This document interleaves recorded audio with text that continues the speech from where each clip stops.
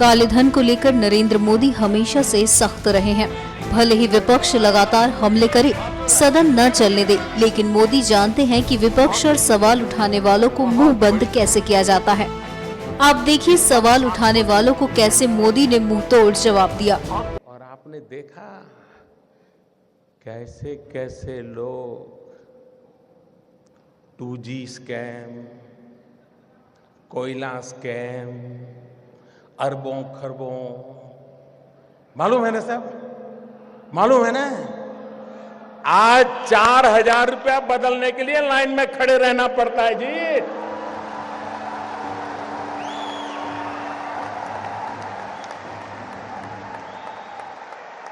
मोदी ने ये भी साफ कर दिया कि जिस दिन से मोदी की सरकार बनी थी, उसी दिन से सरकार करप्शन के खिलाफ लगातार काम कर रही थी।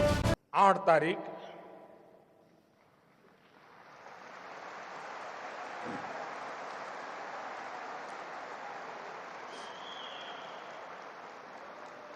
रात 8 बजे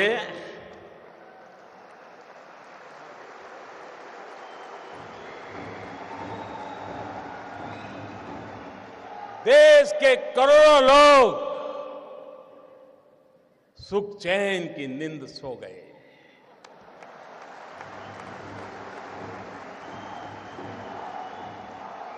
और देश के लाखों लोग नींद के लिए गोलियां खरीदने जा रहे हैं, गोलियां नहीं मिल रही है।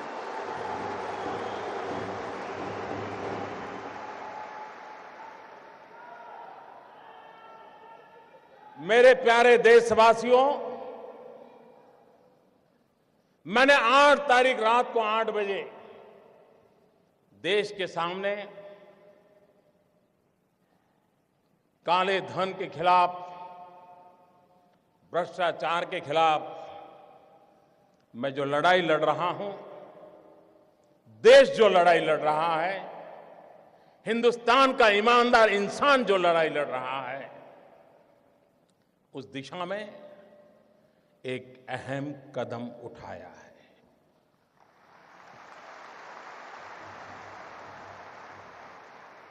लेकिन कुछ लोग हैं जो अपने ही ख्यालों में खोए रहते हैं।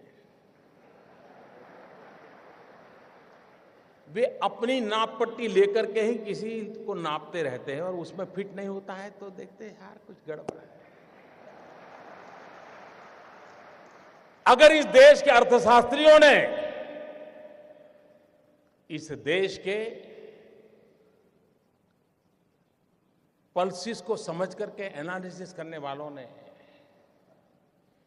ये पुरानी सरकारें, पुराने नेता, उनको नाप के तोलने के जो तराजू है, मेरे आने के बाद अगर बदल दिए होते तो ये दिक्कत नहीं आती।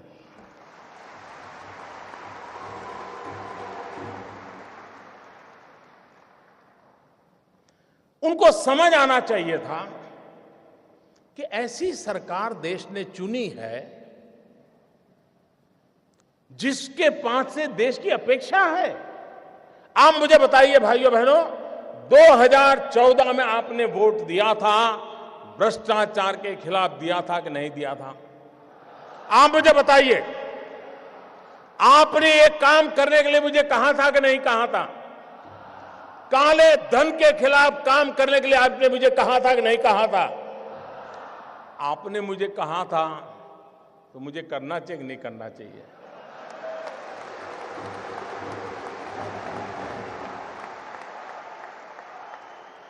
आप मुझे बताइए, आपने जब मुझे ये करने के लिए कहा था तो आपको भी पता था ना भाई ये काम करूंगा तो थोड़ी तकलीफ होगी, पता था कि नहीं था?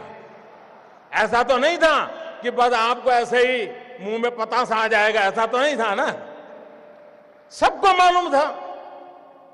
ये सरकार बनने के तुरंत बाद हमने एक सुप्रीम कोर्ट के निवृत्त न्यायमूर्ति के नेतृत्व में स्पेशल इन्वेस्टिगेशन टीम बनाई, SIT। दुनिया में कहां कहां ये कारोबार चल रहा है, इस पर ये टीम काम कर रही है और हर 6 महीने वो सुप्रीम कोर्ट को रिपोर्ट कर रही है। ये काम पहले वाली सरकारें टालती रही थी, हमने किया था। नरेंद्र मोदी ने देश के 125 करोड़ जनता को भी धन्यवाद दिया जो मोदी के इस फैसले के साथ खड़े हैं। इस काम की सफलता का कारण 8 तारीख के 8 बजे मोदी का निर्णय नहीं है। इस काम की सफलता का कारण 125 करोड़ देशवासी, जिसमें कुछ लाख छोड़ दो, ये जी जान से लगे हैं, इसलिए ये योजना सफल होना सुनिश्चित है। भाइयों बहनों, मैं दूसरी बात बताना चाहता, मुझे बताइए, हमारे देश में मतदाता सूची, वोटर्स लिस्ट,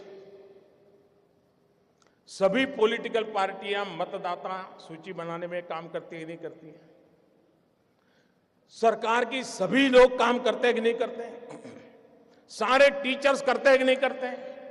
उसके बावजूद भी जिस दिन पोलिंग होता है, शिकायत आती है कि नहीं आती है?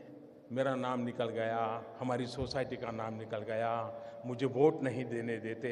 मुसीबत आती है कि नहीं आती है? इतना सारा ओपन होने के बाद भी तकलीफ आती है कि नहीं आती है? भाइयों बहनों, हमारे देश में चुनाव होता है। चुनाव में तो क्या करना होता है? जाना, बटन दबाना, वापिस आना, इतना ही करना है ना। तो भी इस देश में करीब 3 महीने 90 दिन तक चुनाव का काम चलता है, 90 दिन तक। और उसमें सारा पुलिस तंत्र, सीआरपीएफ, एसआरपी, बीएसएफ, गवर्नमेंट का हर मुलाजिम, पॉलिटिकल पार्टी के करोड़ों कार्यकर्ता, सब लोग 90 दिन तक दिन रात मेहनत करते हैं, तब जाकर के हमारे जितने बड़े देश का चुनाव संपन्न होता है। 90 दिन लग जाते हैं। भाइयों बहनों, मैंने सिर्फ देश से 50 दिन मांगे हैं, 50 दिन। 30 दिसंबर तक मुझे मौका दीजिए मेरे भाइयों बहनों। अगर 30 दिसंबर के बाद कोई मेरी कमी रह जाए, कोई मेरी गलती निकल जाए, कोई मेरा गलत इरादा निकल जाए, आप जिस चौराहे में मुझे खड़ा करेंगे, मैं खड़ा होकर के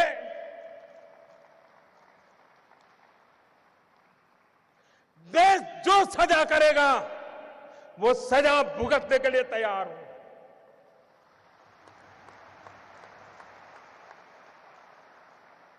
लेकिन मेरे देशवासी,